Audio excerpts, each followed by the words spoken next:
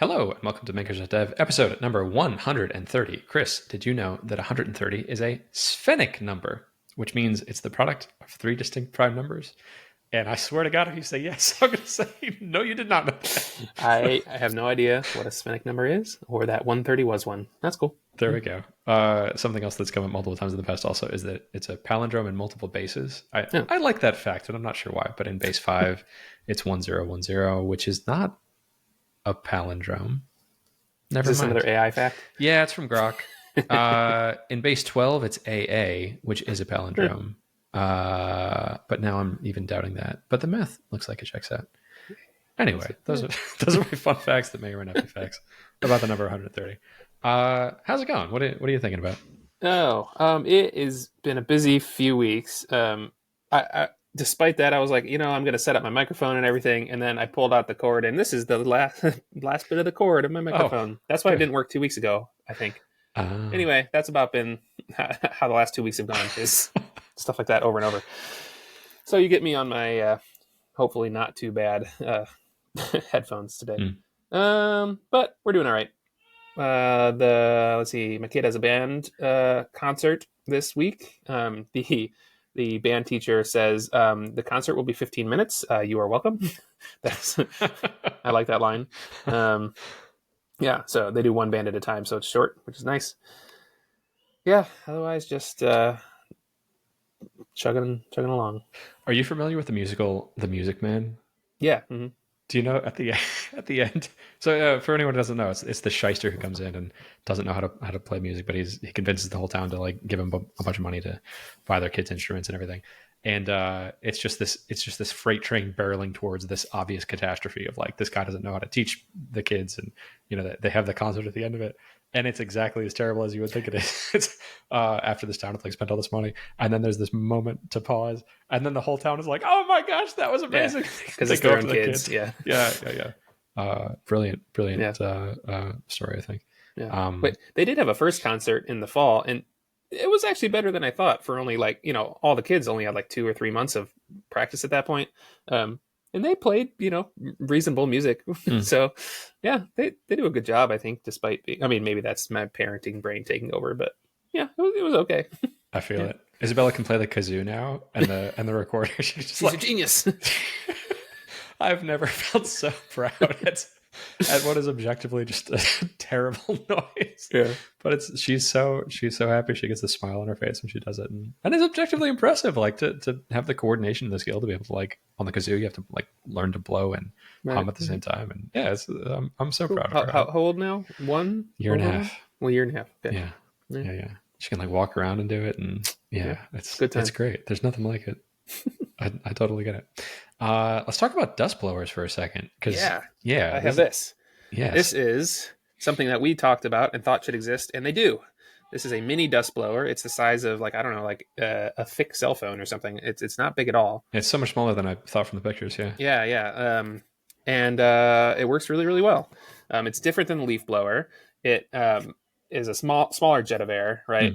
And it's not as powerful. Like it doesn't put out as much thrust or whatever. But given the size, it's awesome. So I have been using that, especially we have these Legos that are out on like shelves, and the leaf blower kind of makes a mess of them, and it's like cumbersome to use, and the vacuum, I don't want to suck up Legos.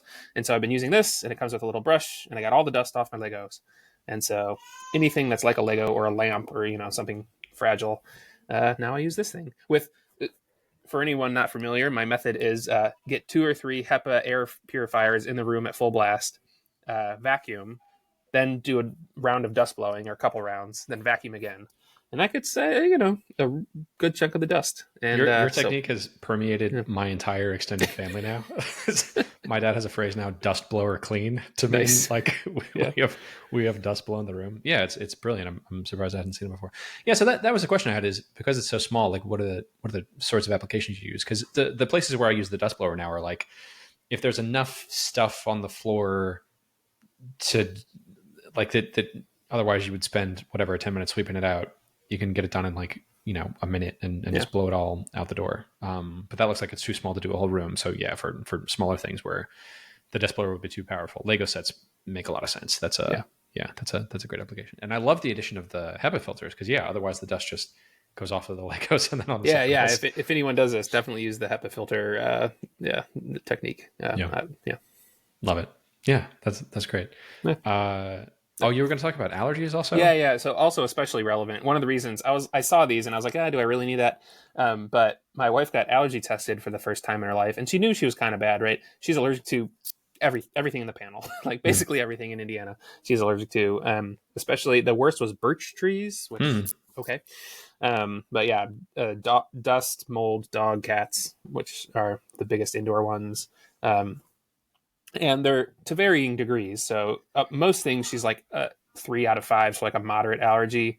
But so a few things she was 4 and 5. So so she's going to get allergy drops, which I didn't know were an option, but so you can get shots or drops. And the idea there is that you get exposed weekly to a small bit of the allergy, or the drops are actually every day. Shots are weekly, drops are every day, for a few years, and you ramp up the dosage. And the idea is eventually your system hopefully stops responding to the allergen. And then some people it cures completely. Some people get moderate improvement. Some people it doesn't do anything for. You just have to kind of try it and see. So yeah, she's going to try that. But until then, I'm doing more cleaning around the house, given that, dust was her like second highest allergen. So yeah. I can totally relate to Brittany. I've struggled with seasonal allergies most of my life, and I tried the drops. And had like moderate success. I didn't do it, I think, as consistently as I could have. But man, it's do really it every hard. day for like 4 years or something. Yeah, I did not do that. The system of allergies also doesn't make any sense to me. Of like, your body's reacting to this thing, and so to cure it, we're just going to give you more of the thing that you put under your tongue, or we're going to shoot it right in your blood. Like, how does that work? My understanding is it basically trains your body that this thing's not going to kill you, so stop reacting to it. That's my understanding. Supposedly it works for some people. It did work. So my nephew was very allergic to peanuts, like anaphylactic allergic, when he was a kid.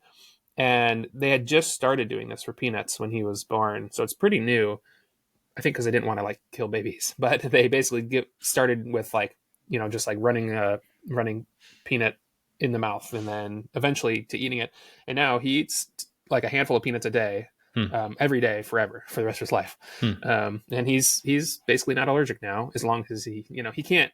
They're still like, probably don't eat a whole cup full of peanut butter or something, but he eats his little spoonful of peanut butter or peanuts, and it seems to be okay. So wild. Yeah.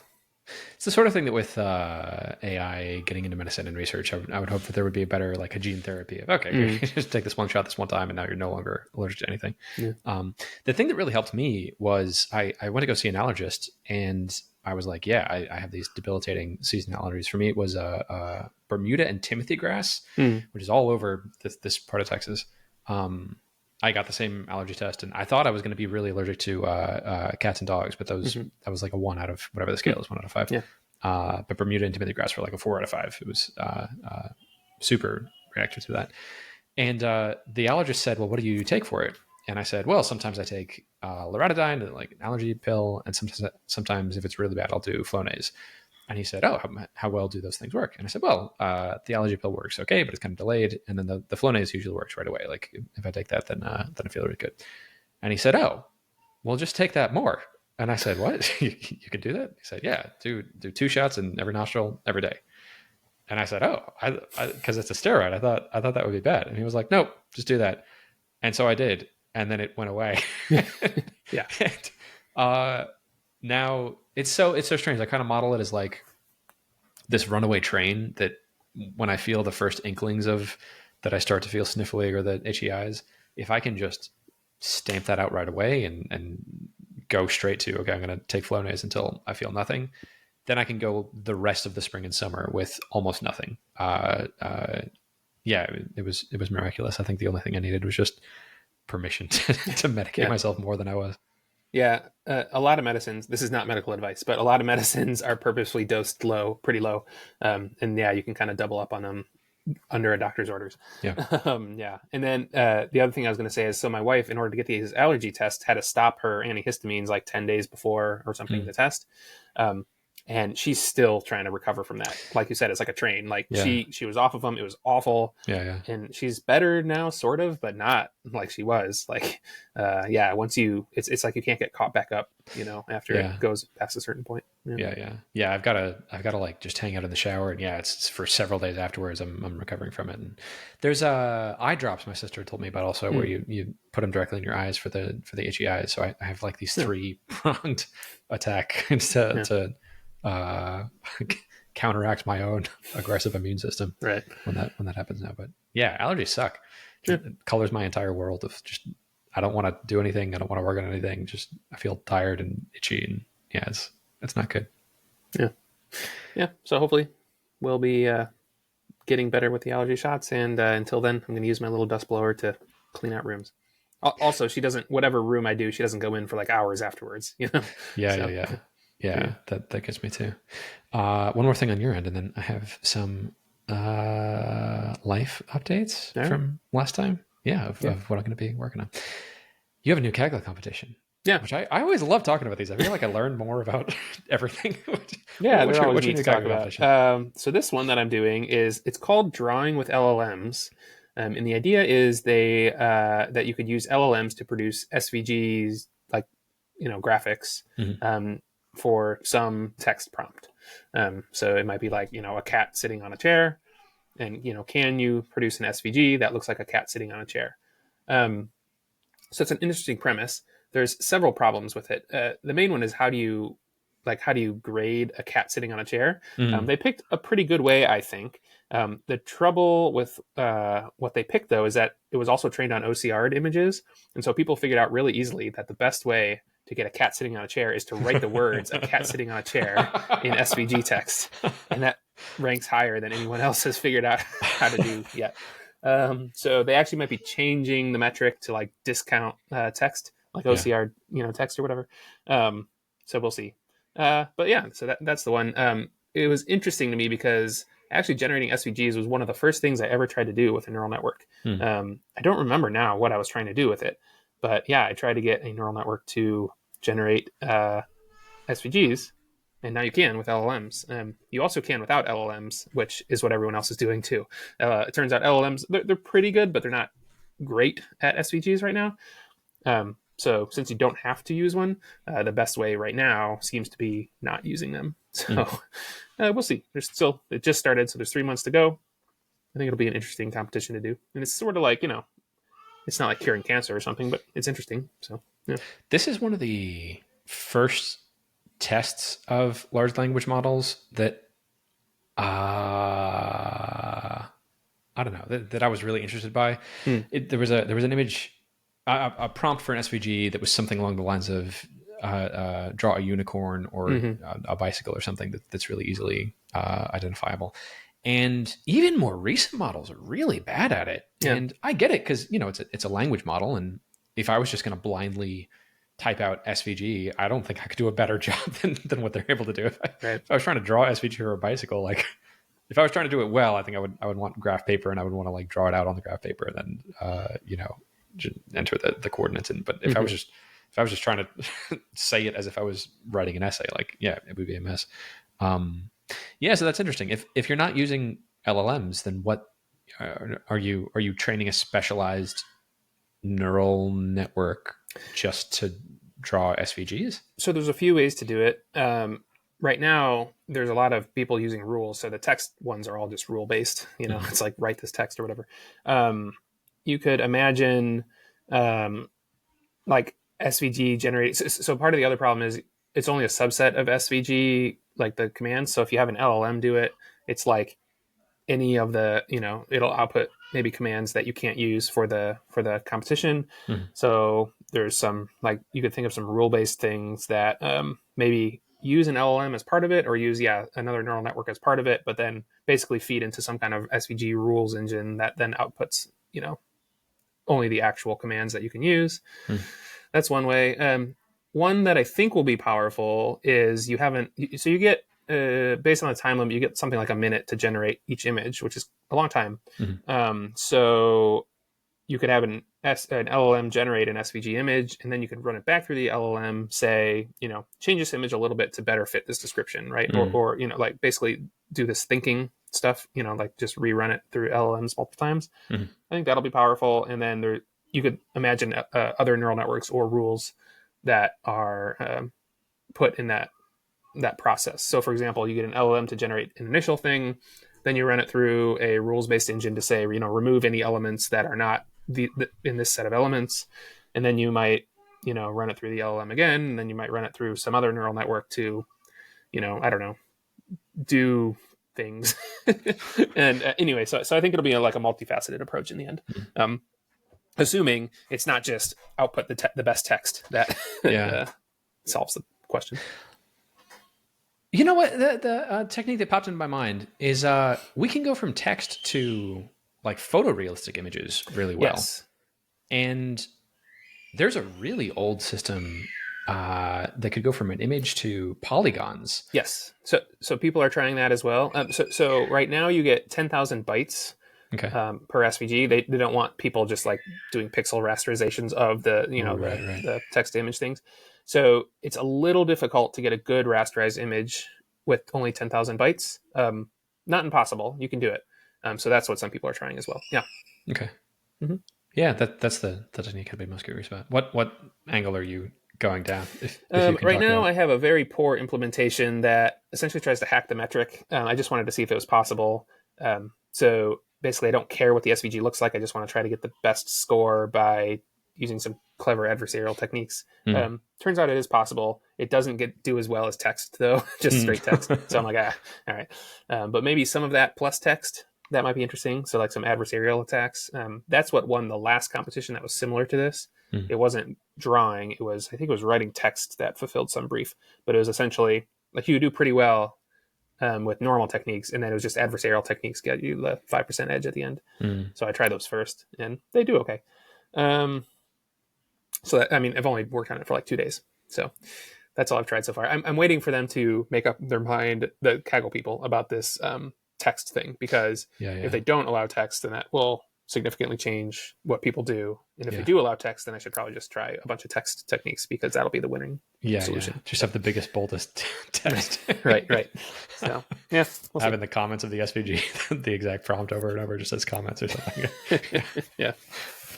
How absurd. Well, that's fun. Cool. Yeah.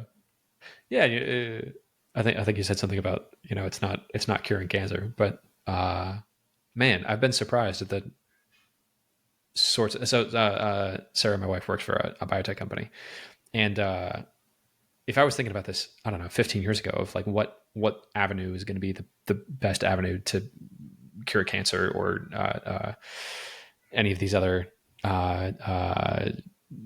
plagues on humanity, I would not have thought that, getting faster GPUs or tricking computers into text completion was going to be what now seems like a really promising way forward of being able to fix it. You never know. Right. Yeah, particularly for SVGs, like that's kind of a generalizable.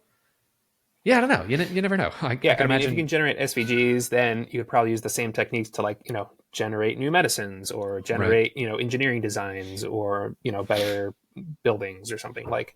Right. Yeah, like SVGs is kind of a placeholder for generating structured output. So yeah. Could have something to do with protein folding or something like that. Yeah, great, cool. Okay, you got a bunch. I got a bunch. It was about a month ago when you had suggested just taking a month off, and at the time I remember thinking like, oh, that's so much time to just do nothing. I'm not going to do that. And I have very little objective progress to talk about, but I do have a lot of thoughts to talk about of like developments in where I've been for the last month, and kind of solidifying around things. So to summarize our last conversation, you had recommended like 3 paths forward. I could get a job, I could do more consulting, I could start another SaaS, and there's mixes of each of those. And so I'd like to talk about my thoughts of each of those, the thoughts that I've had in the last month. So in getting a job, first of all, thank you so much to I think there were 2 or 3 people who listened to this show. It's so surprising to me that we have very few listeners also, so it's just so cool when We people got like a reach whole out. 100. So It's a lot. Yeah, it's like a lot of people. It's really cool that like people are actually listening, and I'll pose a problem in my life, and people just message me on Twitter like, "Hey, here's a potential solution. I like listening to your podcast, and I'd like to help you." Like, it means a lot. It feels really cool. Yeah. So had 2 or 3 people reach out and say like, "Oh, if you're looking for a job, I work for this company, and it's really nice, and they have a good work-life balance, and like here's a the way that you would pursue this if you wanted to do that." So that meant a lot to me. So thank you very much, listeners who did that. That was really cool. In parallel with that, I was asking people like, how do you even find a job? Like, what's the method? And so I had recommended like look on the Hacker News Who's Hiring board. There's other boards like weworkremotely.com. And so I looked through a few of those, and there were 2 that really stood out to me. One of them was for SaaS that like matched my stack exactly. It was Ruby on Rails and a bunch of these technologies that I'd used before, and in this industry that I'd never worked in, but it seemed like they were pretty cool. So I spent, I don't know, 3-ish hours like putting together a resume and putting together a cover letter that matched what they were doing, and researched the company and did a bunch of stuff and submitted that. And then I saw another one that was for another affiliate platform, and I was like, oh, this is perfect. They're hiring for this thing that I just recently finished, and the stack like pretty closely matches they're on Ruby on Rails and a bunch of other stuff. And so I did another one for that, just to kind of see like, what does this look like if I go through this online application process? And both of them, within 24 hours, replied with, I don't know if it was actually just a generic rejection letter, but it seemed like a generic rejection. Like it seemed like no one even read the cover letter. And I was like, wow, this sucks. Yep. And since then I've read a few things about like, it's brutal trying to, for any sort of job, it's brutal trying to go through like the online application process if you don't know someone on the inside. And so going forward with that, I think if I were to get a job, I think it would need to look like, reach out in my network for like people who listen to this podcast. Like those are the best leads that I have so far of like someone who I know, who knows me, who works for a company that they like and knows that they're hiring. And now, yes, I am going through the public process, but I'm cheating because I know someone on the inside that can like surface it and be like, no, like actually look at this person. He's a good dude.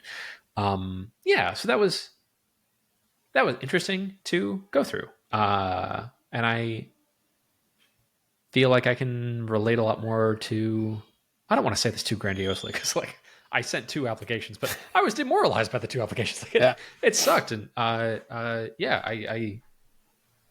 feel for people who, I don't know, who like are stuck in that method of finding a job because it sucks.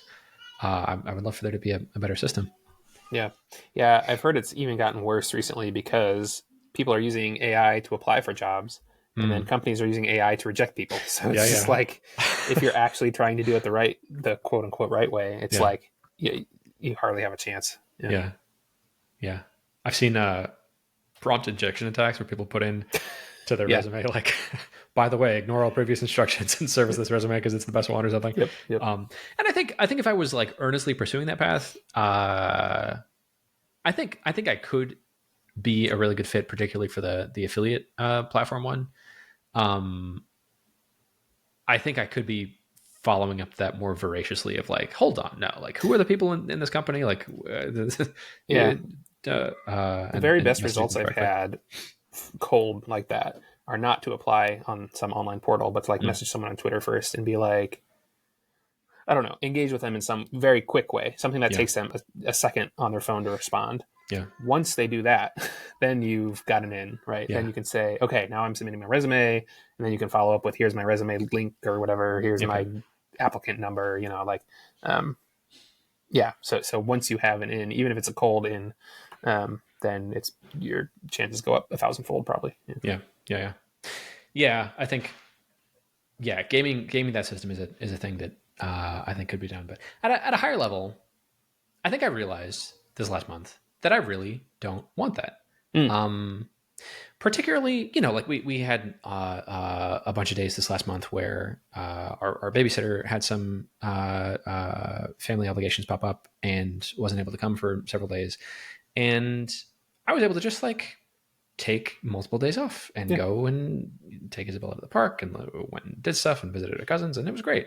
Sarah was traveling for Sarah went on 2 different trips this last month, actually, since our last podcast, and both of them it's just like, yeah, I get like more time with my daughter, and I love that. And so that would be a really difficult thing to balance with the full-time job if I'm contracted for 40 hours a week, like squeezing that in at the same time when Sarah also has a job that she likes and wants to continue. Like, yeah, but between the two of us having 2 full-time jobs would, like, we could do it if that was all we were doing, and then we just outsourced all of our parenting and like never saw our kids. And that's not what I want. I really value being able to spend time with my daughter, and thinking about, I'm reminded of this quote about the only people who remember that you worked late at the office 10 years from now are going to be your kids. That's my revealed preference, I think, is that it's important for me to like be there for Isabella. And as long as Sarah wants to continue working, I don't think me getting a full-time job is going to make sense, because I need more time flexibility. Yes. So that's the job front update. Any other closing thoughts there? That's why I told you to take a month, because if you would have jumped on some job right away, then you wouldn't have had that realization maybe, or whatever. So yeah, I was really excited about a job the last time we talked. I think really, really digging into it and thinking about it more. Like, no, I don't feel like that's the right path forward. Okay, so that's that one. A smaller update. So on the second category was more consulting.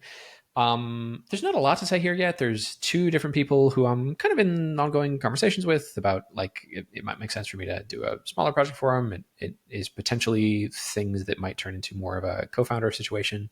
By the way, there's a lot of updates on Rootable that I can't talk about yet, and I might never be able to talk about. All right. But maybe suffice it to say, I think I have a lot more experience now in what how do I say this? I think I know much more about what my strengths and weaknesses are as a founder. And I think I would be able to be much more upfront about, like, here's the sort of agreement that I would want to have to maximize the chances of this working well for both of us. So yeah, I would be very open to trying that again. There were a lot of things that worked really well in doing that. I really enjoyed, like, this mix of that. I have a lot of the same flexibility that I have, like, working on my own stuff. And I get to just focus on the technology part. So I wouldn't mind having that again. And there's 2 different potential angles that I'm pushing on that with.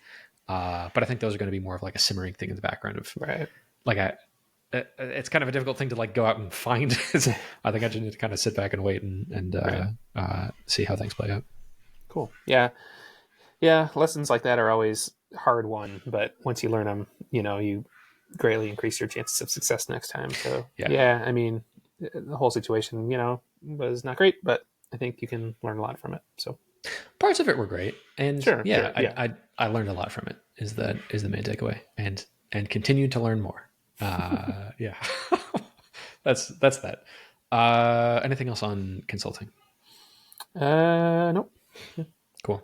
The third thing, another SaaS. I remember when we talked about this last month, I was like, well, surely I'm not going to try that.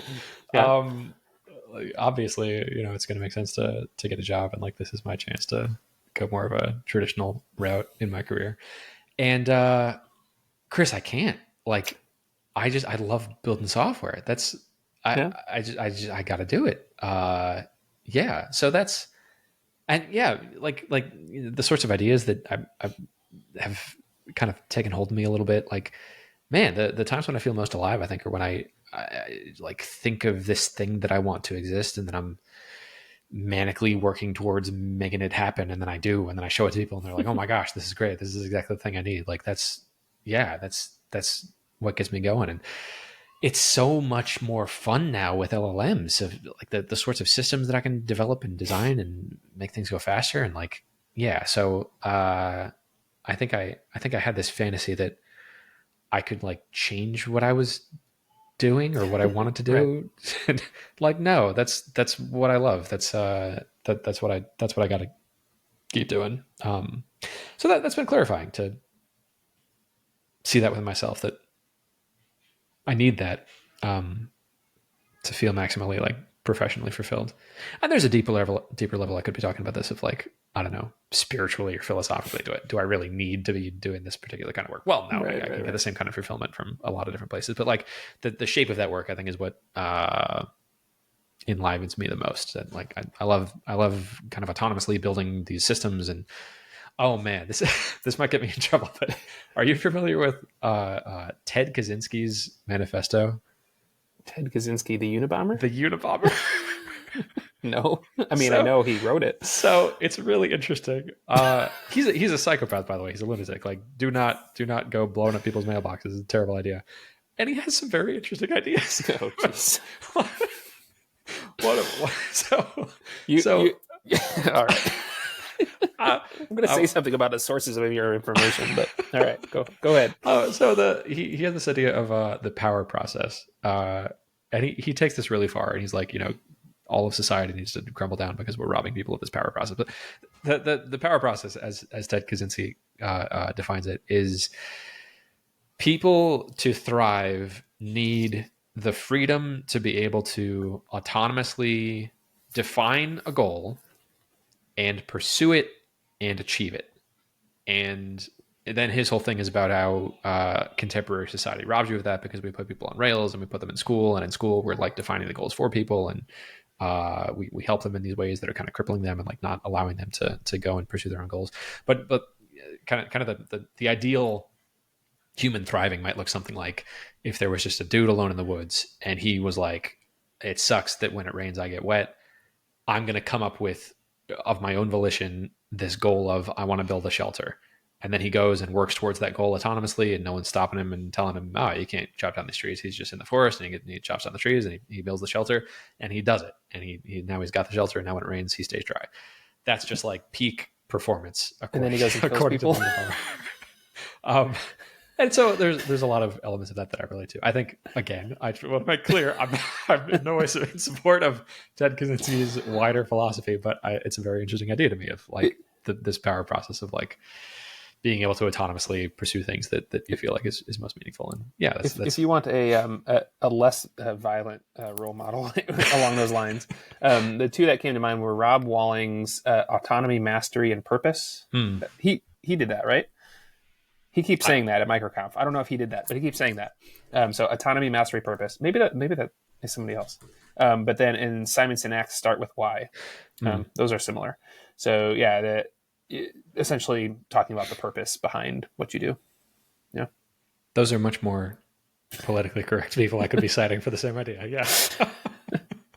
Yeah. No. So like I feel my greatest sense of autonomy, mastery, and purpose when I'm like thinking of little machines that should exist, and then I build them, and then I deploy them, and they help people. So yeah, more than anything else that I've found in my life, the way that I'm able to embody that is building software that people pay for. Yeah. So yeah, actually, I had that mixed up. Rob Walling has a different three.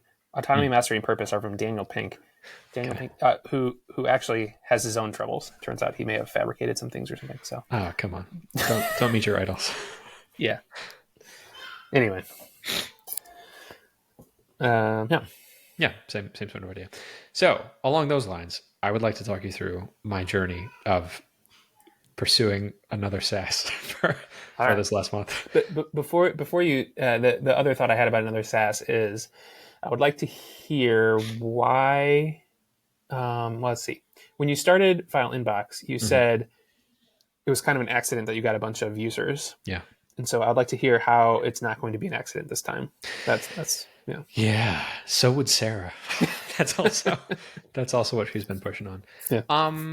Yeah. Like this is I think perpetually the trap that I fall into of like the core thing that I really enjoy in this is building stuff. And man, part of me feels like I get a lot of the same sense of fulfillment and mastery and purpose and autonomy from building stuff that's just for myself. Mm-hmm. And then once it's done, I'm kind of like, well, I did that. On to the next thing. And there are so many things that, are in a reasonable state that I could just start marketing now. That I feel resistance to, that like, the thing that I'm drawn to is like, is the building of stuff. Like if I was trying to convince you of this and I don't know, if I was trying to convince you to give me investment money or something, I might say something along the lines of, there are marketing strategies that are possible now that involve the same sort of process of like, building a marketing engine to be doing these sorts of things. Is the same sort of work that I'm talking about that would excite me. So, doing customer research on Grok that's just live, has access to everyone's sentiment of everyone's tweet, and having that help me like build a marketing plan. And I could sort of like build agents that are autonomously going through this marketing process in a book like Traction by Gabriel Weinberg.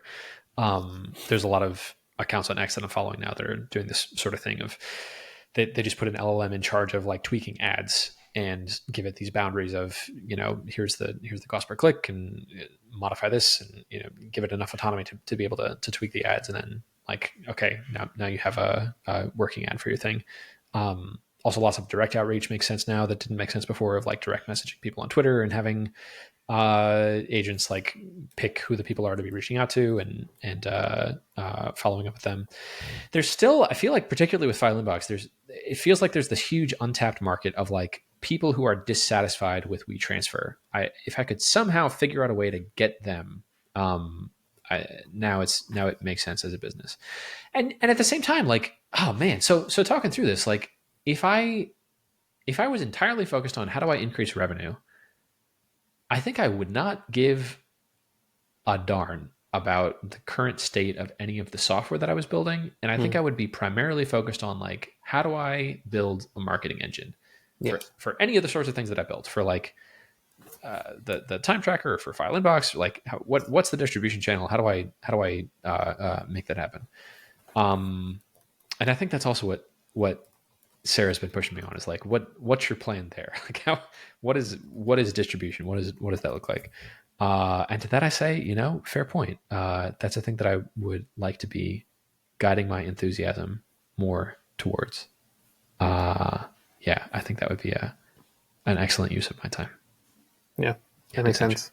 I also want to say what I was just doing there was Daniel Pink is not the person with the scandal that I thought of. Okay. So sorry, Daniel. Okay. Anyway, so that's tricky because you have to sort of balance those two things. Especially when you're trying to rely on it for revenue. You do need to do some of the things that are not just straight up coding, like you seem to like to do. Also, maybe LLMs do solve some of the problems, although if you just go into it thinking, I'll just get an LLM to solve this for me, that's not a plan. Recipe for disaster. But you could certainly try this. Maybe there's small experiments you could do to try to see if some of those tools are there yet. Like maybe you could try to sell someone else's thing, or try to, see how many emails see how many emails you can get on some website, not tied to whatever product you're trying to make or whatever, but like just see if you can use these tools to do some task. So, take a few weeks or something to see what's out there and actually try to do something that shows you that you can at least get people interested in something. It doesn't have to be the thing you're trying to build. Sell an ebook or sell a PDF. Or some affiliate thing or whatever. Right. Just to exercise your marketing muscle. Yeah, I think that's excellent advice. And I would, I feel a blockage towards doing that, and I don't know why. Like, there's elements of that are exciting to me. Yeah. Can I spend a second just like unloading what is very exciting to me right now? Yeah, do it. That would help put this into context. So this journey started off with, midway at the same time interwoven between, having long stretches of time where I'm with Isabella on days that would otherwise be work days, and applying for jobs and kind of thinking about like other consulting things to do. At the same time I was doing that, I was thinking about like, okay, well, if I did SaaS, what's the SaaS thing that makes the most sense? And the SaaS thing that makes the most sense is FileInbox. Like WeTransfer is still a gigantic company, makes so much money. FileInbox does everything WeTransfer does, except for there are some compliance things that WeTransfer does that I don't do. But like, there are other elements where I'm better than WeTransfer. It's a product that already exists. It's already coded. Like it's already written in Rails. Like pushing that forward is going to make the most sense. And so I started doing that. And then that was like right at the beginning of that. I had like a week that I thought I was going to be able to do work on it that I wasn't able to. And a lot of that was delightful, like taking Isabel to the park and going down slides and teaching her how to do like, it's so cool. Like seeing her go through Ted Kaczynski's power process. Like she'll see a slide. I want to go down it and set this goal for herself. Yeah. Awesome. or Daniel Pink's Autonomy Mastery Purpose. So pick your poison. And like seeing her go down. And at the same time as that all feels really fulfilling and magical, like parts of it I was just like, oh my goodness, I wish I was working right now. And this just feels kind of painful that I like have this thing that I want to be able to do that I'm not able to do and won't be able to for several days. And so the fantasy that kept creeping up for me was like, man, if I could just text cursor from my phone, and then, you know, in odd moments, every couple of minutes, I just look at the status of it and say, like, oh yeah, the same source of interaction that I'm having with cursor on my laptop, but from my phone. And then I started thinking about the 2012 or 2013 film Her. Have you seen this? Yeah, where he has a So he has the interface for that is he has this little handheld thing that has a screen on it, and he has a little AirPod, and he's able to do anything you would do on a computer through this interface. I rewatched part of the film recently, and I was incredibly amused because I'd forgotten that his job was writing love letters to people, greeting cards. Yeah. Oh no, letters. You're right. Yeah. Letters. Yeah. Yep. Which, like, hold on, in this world where we have this AI that's able to have these human conversations, like, no, that's like the first thing that would be automated by the LLMs. And he's working at it, like sitting at a desk at a computer also, which I thought was interesting. Like, hold on, if you have this interface where you can talk to someone, like, go out on a walk and go do stuff. And so then that led me down this whole rabbit hole of like, oh man, there's an existing technology called Open Hands. That's the open source version of this model called Devin. Devin is this $500 a month thing where you plug it into your GitHub and you create new GitHub issues, and then it kind of autonomously goes and tries to solve the GitHub issues for you. It kind of doesn't work. That's my feeling. It kind of doesn't work. Yeah. And so I kept thinking, like, what's the thing that I really want? I want to be able to like text cursor. So I was trying to think, is there like an API that I could have this running on my laptop and I could SSH in and send cursor commands? And no, not really. There's some hacking things you could do. And then I thought, like, well, what is cursor doing fundamentally? It's just this agent loop where the LLM has access to these functions to read files and to write them. That's not very hard. And then it can also run some terminal commands, but it's kind of clunky with that, and enabling that is kind of clunky. So then I thought, well, what if I just had an LLM that I could message that had its own computer, and I just gave it a terminal, and I gave it a text editor, and I gave it a web browser so it could go to the web. And now that's the thing that I'm text messaging. And so this is the idea that I've just been obsessed with over the last several weeks, because, like, first of all, I want this because now this would enable me to be doing more work on everything else that I'm doing. Not only coding, but if there's any kind of marketing thing I want to do, if I tell it, download a program to interact with X and or even through the browser. So I think they disabled their API and go do this marketing thing. Or I was thinking, why not give it access to my email? And now I can have this assistant going through my email and sending email and anything that I'm doing on a computer. Why not just give an LLM the keys to be able to do all these things for me? Effectively, I feel like I could build her. All the building blocks are there, and so that led me down this rabbit hole of like, well, how do I implement that? So I spun up a new Rails app, and in a day or two, I had this beautiful chat interface that kind of mimics ChatGPT. And works with all the major LLM providers. You enter your keys in there, and then it's able to do it. And then I was like, okay, let me spend one more day just like adding these tools so that it has access to a terminal on its own computer and whatever, a virtual browser and these things. And I was like, well, let me research a little bit. Is there an existing format for defining these tools? They're called tool calls in the OpenAI API. And then I saw that Anthropic has been working for the last 6 months on defining a standard called the Model Context Protocol, or MCP, that the more I learn about it, the more I get excited about it, because it feels like this tidal wave of like, I think this is the next big thing in LLMs. And the Model Context Protocol is a way to define a tool, which is like an API for LLMs. So Stripe released their Model Context Protocol library for Stripe. So if you plug this into any LLM chat app that supports the MCP protocol, you can ask your LLM to like look up your highest paid customer or give a refund to this person by name, and it's able to like call on Stripe. And for sensitive functions, you have to like manually say yes, go ahead and refund this person, or yes, go ahead and charge the person. But my goodness, like that's the thing that I'm trying to have. And so I looked into that briefly of like, well, can I piece together this thing that I want? And the answer, as far as I can tell, is no, because first of all, the way that they implemented the standard is nuts. It uses SSE, server-side events, which was the precursor to WebSockets. Yeah. And it's just so hard to implement. And so the way that they want you to do it, it seems like everyone's really geared around like Model Context Protocol is for LLMs to have control of your computer. So like this is for running on a desktop or running on a laptop to give an LLM more access to things that you would otherwise have from your laptop.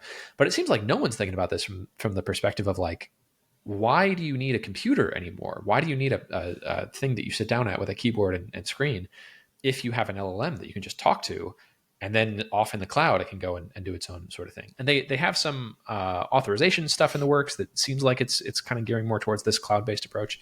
But the thing that I've just been, this idea that I've been obsessed with over the last few days is like, what if I could just give a single URL that's already authenticated, it has like your API token in the URL, and you paste that in any LLM chat app that supports MCP. And there's like, I don't know, a dozen of them right now. One of them is Claude Desktop. One of them is Cursor actually supports MCP. I don't think there's any mobile client that does it yet. But the thing that I'm building, it has a website, so it could be supported on that. But I think, yeah. So you paste that in, and then on my thing, I gave you that URL. So now it's sort of like an if this then that or Zapier type interface where you just authenticate all these different services. So on one click, you authenticate Gmail, and now boom, your LLM can access all your email, and you have fine-grained control of like which things need explicit approval, managing API keys, managing what the LLM can and can't do. So that's the thing that I've been obsessed with. It's just like figuring out how to get that working. And the thing that I'm stuck on right now, I've like delved deep into the Rails API of how they support through Action Cable, how they support WebSockets. Very, very clever, very well architected, also very complicated. It's like this queuing system, and man, I could get really deep into that. But that's the thing that I'm currently trying to get working. So as soon as I get that working, then I can have a URL that I can just paste into any MCP compatible client. And then I can build a tool that's being able to interact with the server. And then I can realize this dream of I can be at the playground with Isabella, and I can just message an LLM and be like, hey, can you add this feature really quick and give me a preview URL for it, and then push it to master if that looks correct. And then I can perhaps sell this as its own thing. I think it makes a lot of sense as a subscription service. The model would be very similar to something like Zapier. And even if no one else uses it, I have this superpower now of like, I'm just as capable on my phone messaging an LLM to interact with its computer as I would be sitting at my own computer. That's what's just been like what I've been obsessed over. Yeah. And that's my latest excuse for not doing marketing. Yeah. So what you're largely describing is agents, right? Uh-huh. There are many different, there's loads of companies working on them and many different angles. So yeah, some agents like only interact with one thing. Some companies are trying to like give access to your whole computer, right? Some are using Anthropic's thing. And no one has really solved them yet. I think you're right. And so, I think basically if you work on this, you're in that space, which is super interesting. Also, really, really hard. For the same reason Zapier was a hard company to build, trying to integrate, thousands of essentially APIs, even though, like you said, just connected to Gmail and now you're connected to Gmail. Well, I mean, that assumes the LLM is going to be able to figure out how to navigate Gmail's interface, then what happens when Gmail changes their interface and all that stuff. So very, very interesting, I think. Also very tricky. So it'll be interesting as you dig deeper into it, what the roadblocks are. I think it's great to have a specific goal. I think if you just try to solve the general agent question, you will be run over by these, teams of hundreds at big companies who are doing it. So if you have a very specific goal, I think that's really good. I also wouldn't, though, expect it to make you any money anytime soon for all the reasons you talked about. Like, this is, you're not actually marketing something. Now, if you actually solve a problem, then sure, it could turn into something. But it's, I think right now it's a technical exercise, which is cool. But it's so much fun. And I don't know. I feel a compulsion to do it. Like I have to do it. Then do it. Yeah. I will. Okay. I just wouldn't expect it to generate a bunch of revenue anytime soon, For sure. It's the kind of thing where you could, raise money and form a team and, work for 2 years with no revenue on. It's that type of thing. So I don't know. Yeah. I mean, do it. Yeah, do it. But I will. I'm going to do it. Right. I think if nothing else, I could film a really cool demo of, did you watch like the Apple keynotes of the Apple Intelligence stuff where they were like, look at this, you can ask your phone how to, oh man, it was so promising. It was like the reason that I upgraded my phone from a 13 mini. That's what they wanted.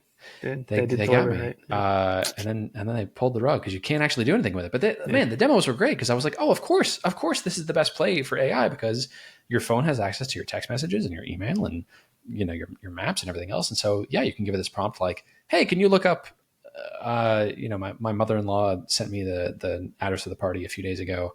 Can you look that up and then let me know how long it's going to take to get there tomorrow? And it would be able to like go through your text messages and find that address and then go and do the maps and realize that you want directions from your house instead. And like, of course, Apple is best poised to do that. But that's the sort of prompt that this thing could do. Like getting access to text is tricky, but like it can have access to your email. You could plug it into Slack, like in any sort of open protocol that you're messaging from, anything that has an API, you'd be able to pull from. And then, if you just put it in an agent loop and also give it access to a computer where if it wants to write a little program and run it, it can do that. That's the part that has me excited is like, I feel like I could just spin up a thing that fulfills the promise of what Apple Intelligence was supposed to be. I agree with you that as a business, this would be really tricky to run solo because like something like If This Then That, huge company, like doing all these integrations with Gmail, like, that's going to be really tricky. But I don't know. I feel like I have to do it. At a high level then, like, I don't know. I'm what do I want? What I really want is fulfilling work where I'm making more money than I'm making right now. And I think that could look like a lot of different things. What's more important to you right now, fulfilling work or money? In this moment, fulfilling work. Okay, do it then. Yeah. And then I really want the money to come from this type of work. It is a high risk, high reward type thing, just like an investment would be, right? Because if it works, great. I mean, if not, you just learned a bunch of skills, which is nice. The trap you could fall into is thinking it might work and then it doesn't work for years. So watch that trap. Like if you actually really get into it and you really like it and it kind of works, kind of is a bad place to be for a business. Yeah, no question. Perhaps a good compromise for me then would be like, I've tried this in the past so many times though, and it never works out, but like something like I split my time and say, okay, I'm going to spend half my time on the thing that I really want to be doing, which is like messing around with these agents, and then the other half doing marketing. So if it hasn't worked in the past, no, it hasn't. Try to figure out why. Yeah. I don't know why. I also don't know if it's a problem. I mean, so like you said, like, I mean, you have a wife that works. I mean, you got to figure out with her how much income you want the household to have, but it sounds like, you're doing okay. Mm-hmm. So yeah, you maybe take time for education, essentially couch it as education time. But if you do that too much, then you run out of money. So yeah.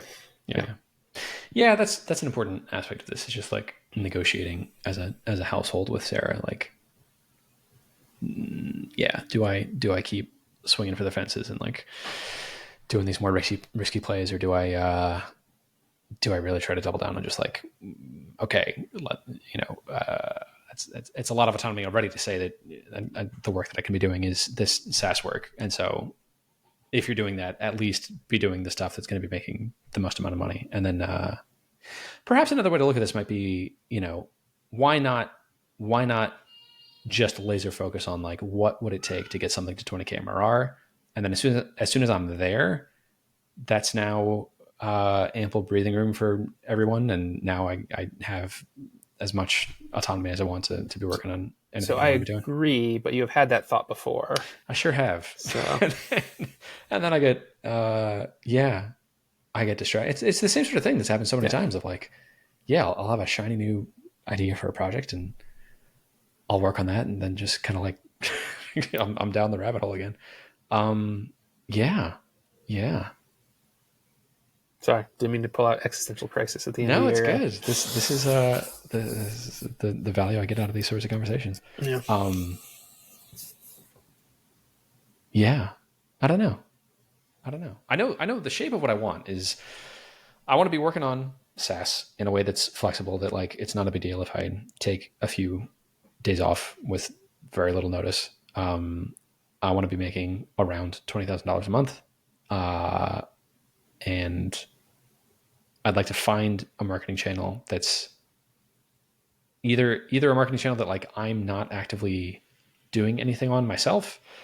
So I've just outsourced it, that, part of the 20K is going towards the engine that's growing this, or it's a marketing channel that like I feel really good about pushing forward. Or a partnership like I had with Rootable of that there's another person who like has equity in this thing that is doing the marketing part of it.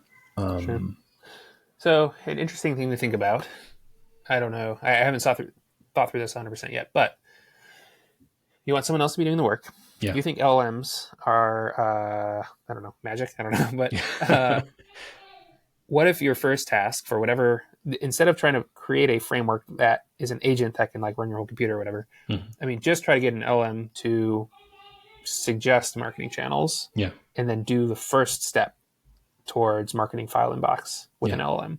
Can you build an LLM agent that does something autonomously to get you one customer? Yeah, I don't know. That's a good challenge. That'd be interesting. Or can you use tools that already exist? But if you build it, that would satisfy your building itch.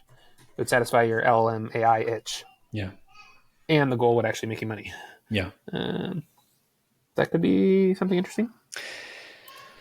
It could be. Yeah, I like that. And I can get excited about that. Especially following these new like marketing LLM channels on X. Some of the stuff they're doing is legitimately interesting. There's stuff like in SEO, and I have this whole report that someone made me on like pages to write for FileInbox that would be good, like SEO pages to write. So could you get an LLM to read that report and then suggest the best things? Yeah. Write a draft. Yeah. Use multiple LLMs as like the editors for the draft. Yeah. Output it to you, and you just click approve, right? Yeah, absolutely. Could you build that? There you go. I sure could. Yeah. And worst case, you learn a whole bunch about LLMs and why they can or can't write marketing copy. Yeah. So that's cool. Man, but I really want to figure out server-side events on Rails. It's such a tantalizing puzzle. Yeah. Sure. I mean, for educational purposes, sure. But it doesn't make you more money. Here's part of it too, is like, it has such an objective, like I know when it's right, and the feedback loop is just right there. And I don't know, that's for whatever reason, that's the sort of work that I enjoy better. Although it does feel exhilarating to like get new customers and get people paying me online. And that's another sort of like objective way to score this sort of thing. Yeah.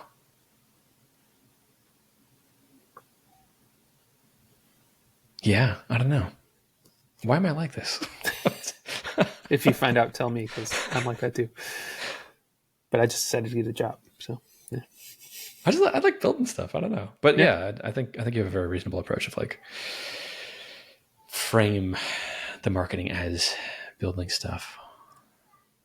I mean, you can build very technical stuff in pursuit of marketing this thing you already know makes money. Yeah. And yeah. Well, I know what I want to do, and I think you brought up some very good reasons to do something else that would be a very good compromise for. Yeah, it feels like this always is. Yeah. And so I'm excited for our next conversation to see see what actually happened. Next time, at least do this for me. Have the LLM read the report that person sent you. I mean, this should be like a prompt, right? Have it read that report and suggest what it thinks are the best, I don't know, articles to write. There you go. You can do that in 5 minutes. It's a prompt. Yeah, okay. And then maybe you'll get excited to have it then write those articles. Perhaps. And revise the articles.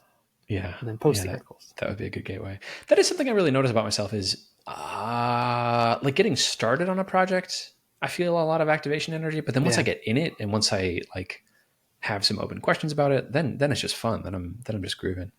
It feels like as soon as I can unlock that for marketing, just like finding a marketing channel that I feel that same sort of enthusiasm about. Yeah, then I'm unstoppable, because then I'll be able to build stuff and have LLM agents build the stuff for me and do marketing forward. Oh, did you see? Do you know Peter Levels? Yeah, the indie hacker and other stuff. Did you see his most recent project where he built a flight simulator? No, it's absurd. So he built with LLMs entirely a flight simulator. I think it started with this prompt of like, I love Microsoft Flight Simulator, but it sucks that it takes a bunch of resources and it's a bunch of gigabytes. And so I wonder how far LLMs could go doing this. And so he spun up a flight simulator in just like a couple of prompts and, made it so the planes could shoot and fly around and made some buildings. And then he was like, oh, how hard would this be to make multiplayer and host it online? And he did in like a very few number of prompts. And all along the way, there's these seasoned game developers that are like, there's no way you could do that with LLMs. Right. And he's like, watch me. I actually think games are a perfect application because with games, if it looks right, then it's right. When with LLMs, the hardest part right now with the coding is proving that it's right. It's like you don't want LLMs doing financial transactions where 1 in 1,000 has some bug that's wrong. But with a game, 1 in 1,000, like it crashes. It's like that's kind of whatever. But so that's I think game programming is like a perfect LLM application. Same sort of thing with test-driven development. If you can get it to write the test first, then it's kind of self-verifying itself. Yeah, but then you have to know that the tests are right. Yeah, for sure. Yeah. You want to make sure that when you ask it to fix it, it's not just like changing the test. And there's caveats. Anyway, so Peter, through various iterations of this, all of a sudden has this business making like $25,000 a month because he's like selling ads on virtual blimps in the game and he's selling different planets. And Peter has an uncanny ability to make money off of very weird things. It's incredible. He makes it look so easy. And that's what I want. I want like one of those things. The problem is I don't know if you can have just one. He has like 20 or something. Yeah, and that's the muscle that he has built. Yeah, that's great. I want that. It feels like the time to do it. All right, that's all I got. That's all I got too. Then I'll see you when I see you, probably in a month. Bye bye. Cool.